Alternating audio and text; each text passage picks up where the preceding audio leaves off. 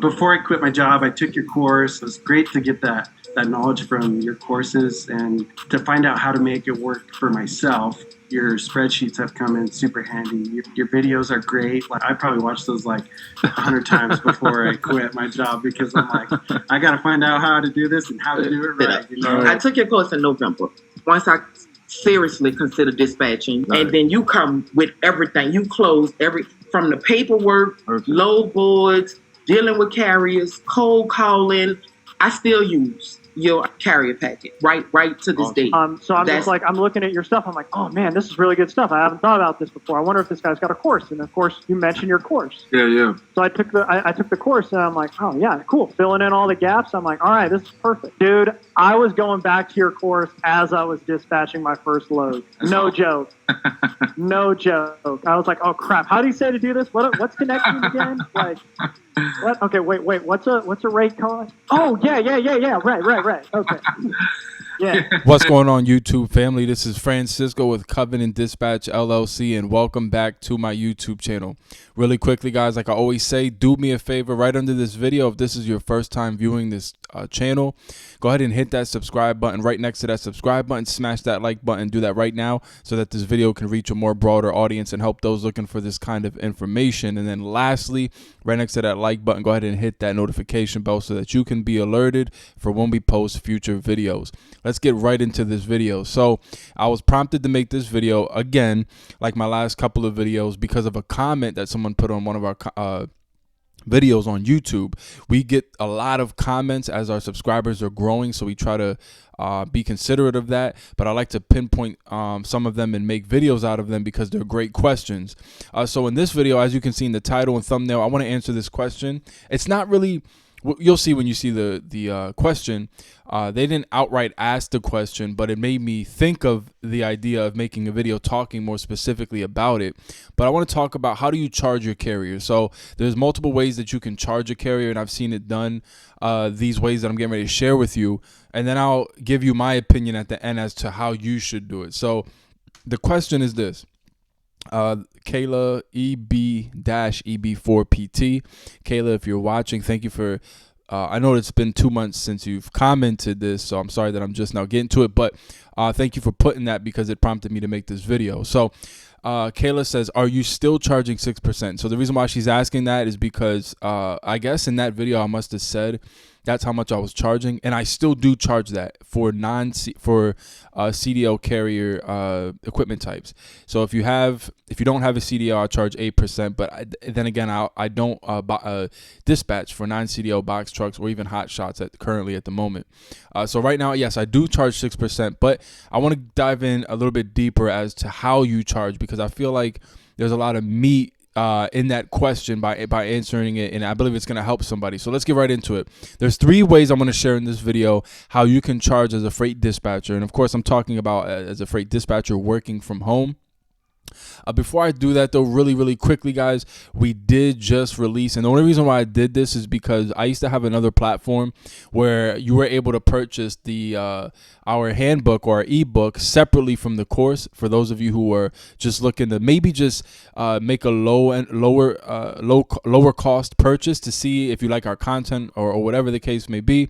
But we did just release this on our website, so if you go on our website, you can access our independent freight dispatch handbook. It's about 29 pages or so, just stuff with basically all the information outlined in our course, but just obviously in a book form.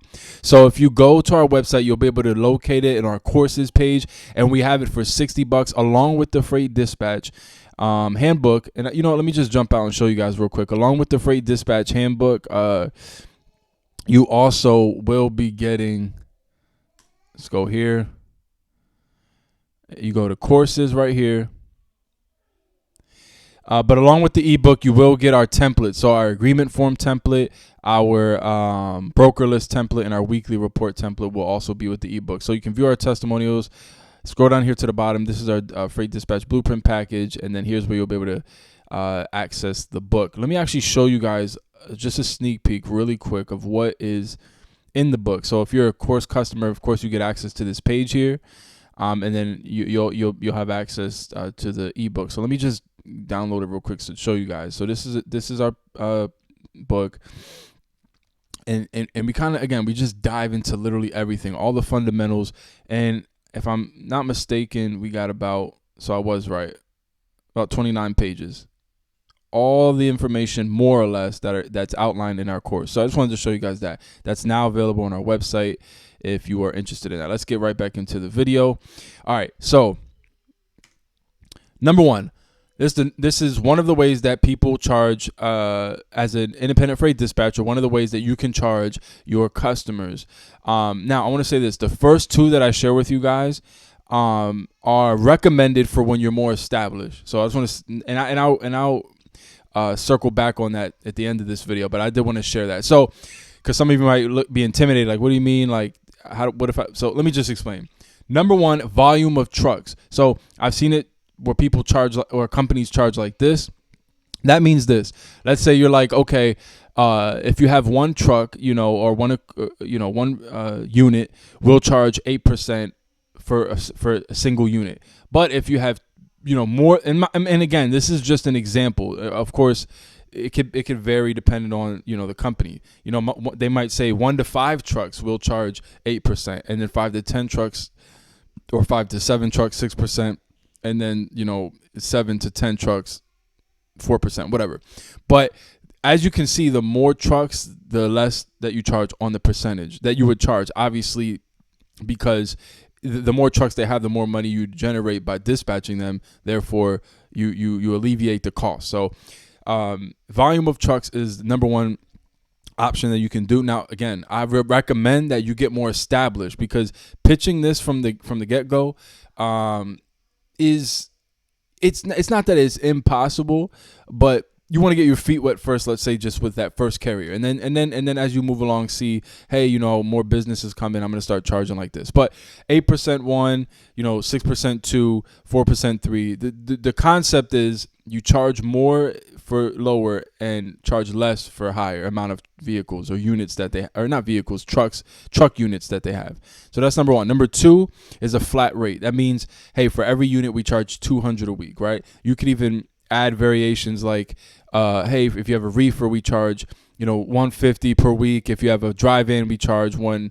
If you have a flatbed, we charge $200, whatever, right? But the idea is you're charging a flat rate. Now, this is more ideal for, let's say, you're starting off and then eventually over the course of time, you build it up to about 7 units, right? So you have 7 carriers, right? Now you might be like, okay, I'm averaging this amount per unit every week. So you know what? Just to flatten it out, I've built a reputation with my carrier. Now they know that I can book them loads and make them money. I'm floating around this 200 mark. Some weeks I might be just slightly shy of it. Some weeks I might be slightly above it. So it's fair to say, hey, you know what? We'll handle your truck, your unit, for $200 a week, right? Again, I feel like it makes more sense when you're more established. That way you can gauge it, right?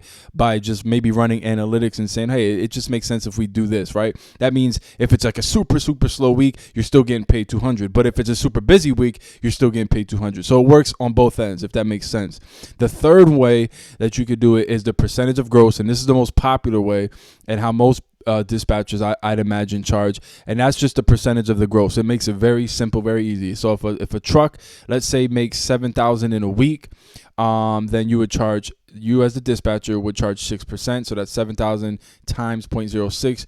The dispatcher would get $420. You'd invoice them at the end of the week. Now, some people, some dispatchers, they'll charge a percentage based on the gross, and they'll invoice every day. So let's say they book them on a load and it's like $800.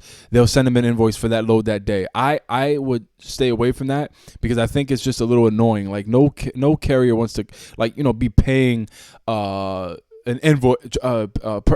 invoice every single day or every single load. It gives off like the kind of energy that you're like it's not going to be a long-term relationship. You just like want to collect your coins every single load. I don't recommend that. Just do it every week. Even if you book them only Monday, wait till that Friday or whatever it is on a week period, and then charge them a percentage of the gross. So I hope this guy helped you guys out by just breaking down the 3 different ways, and maybe you can implement it into your business now as a dispatcher, or maybe if you're aspiring and you're building up, it gives you just an illustration on different ways that you could do it. Share this with someone that you know it might help. I'm sure it'll help somebody.